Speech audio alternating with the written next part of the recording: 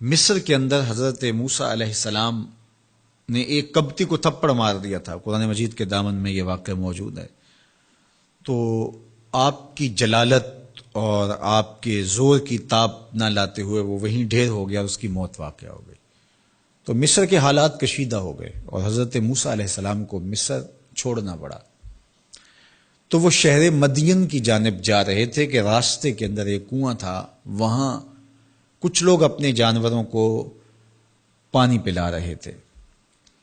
تو حضرت موسیٰ نے دیکھا کہ دو پردہ دار خواتین ہیں، وہ اپنے جانوروں کو ایک سمت لیے کھڑی ہیں۔ سمجھ گئے کہ مردوں کے ہجوم میں آنا نہیں چاہ رہی، ان کا حیا مانے ہے۔ تو آگے بڑھے اور ان کے جانور ہانکے اور ان کو سیراب کیا اور پھر ان کی جانب ہانک دیے۔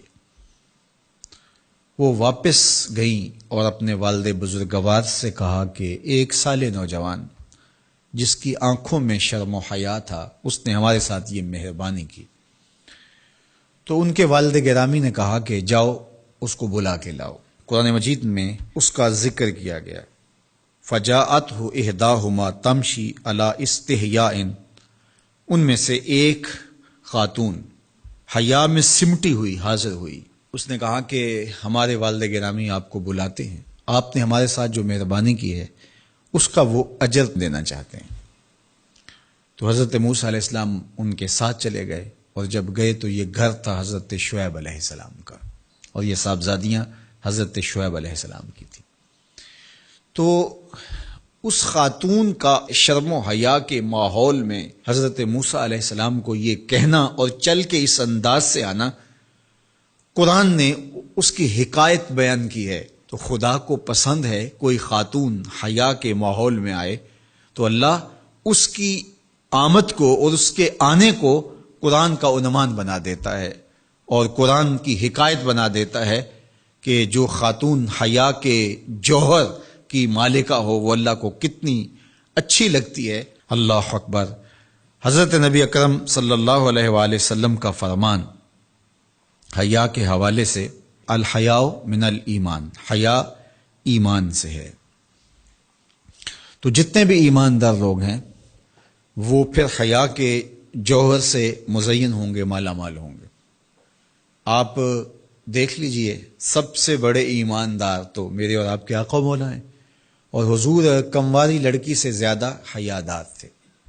باقی حضور کے اصحاب دیکھ لیجئے، ان کا حیا، اور حضور کی ازواج مطہرات کا حیا دیکھیے۔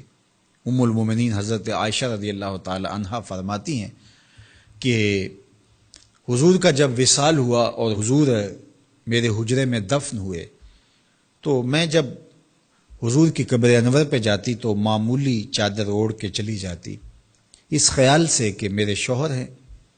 پھر حضرت ابوبکر صدیق رضی اللہ تعالیٰ عنہ کا وصال ہوا تو وہ بھی ساتھ دفن ہو گئے، تو میں پھر بھی اسی حالت میں جاتی، اور میں سوچتی کہ ایک میرا شوہر ہے اور دوسرا میرا والد ہے۔ کہا پھر حضرت عمر رضی اللہ تعالیٰ عنہ کا انتقال ہوا اور وہ بھی ساتھ مدفون ہوئے۔ تو حضرت ام المومنین فرماتی ہیں کہ اب جب میں جاتی تو میرا جانے کا انداز مختلف تھا۔ فواللہ ما دخلت الا وانا مشدودۃ علی ثیابی حیاء من عمر۔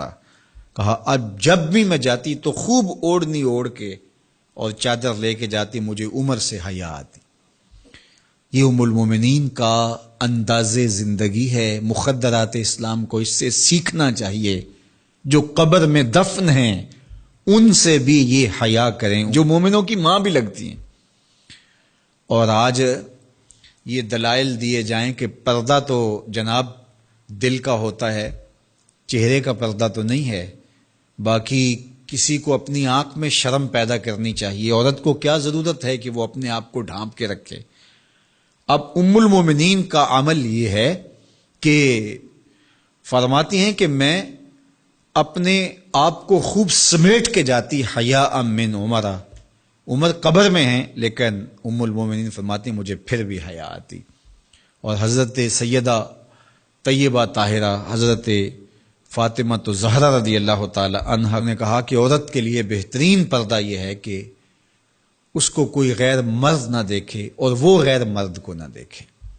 تو جب یہ ہمارا دین ہمیں سکھاتا ہے اور حیا کا یہ سبق دیتا ہے، بڑوں سے حیا کرنے کی تلقین کی گئی، اللہ سے حیا کرنے کی، اس کے رسول سے حیا کرنے کی تلقین کی گئی۔ صحابہ فرماتے ہیں بعض اوقات ہم کچھ پوچھنا چاہتے ہوتے تھے اور حضور کے حیا کی وجہ سے ہم ایک عرصہ تک وہ بات نہیں پوچھ پاتے تھے۔ آج دادا کے سامنے بچے جس طرح بات کرتے ہیں اور جس طرح بچوں سے حیا کا جوہر ختم ہو گیا ہے اور اس کو وہ تہذیب نو کا کرشمہ سمجھتے ہیں اور جدید دور کی کرامت سمجھتے ہیں، یہ دور جدید کی کرامت نہیں ہے، یہ جاہلیت ہے۔ بڑوں کا احترام اور بڑوں کی عزت یہ زندگی کا جمال ہے۔